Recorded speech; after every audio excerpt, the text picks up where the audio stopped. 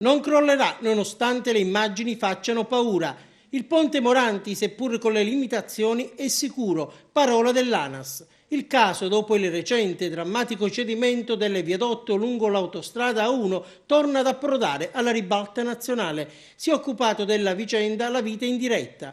A rassicurare gli automobilisti agrigentini nel corso del collegamento dedicato alla struttura è stato l'ingegnere Valerio Meli dell'ANAS regionale. Ecco le sue parole. 2 anni fa, quando è stata presa la decisione di riaprire al traffico il ponte, è stato fatto a seguito di un'accurata campagna di indagini di prove non distruttive sulla situazione dei materiali.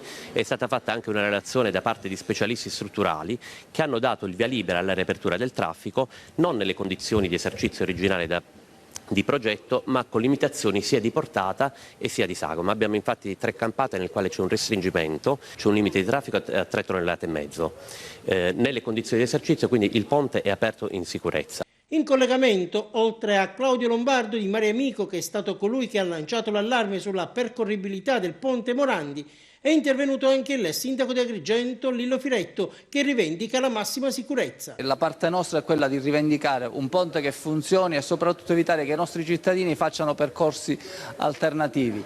Che il ponte abbia dei problemi anche a vedersi, ferri scoppiati, un ponte che fra l'altro ha probabilmente più di 40 anni di vita e che necessita di manutenzioni importanti, questo non ci vuole essere ingegneri per onestamente comprenderlo.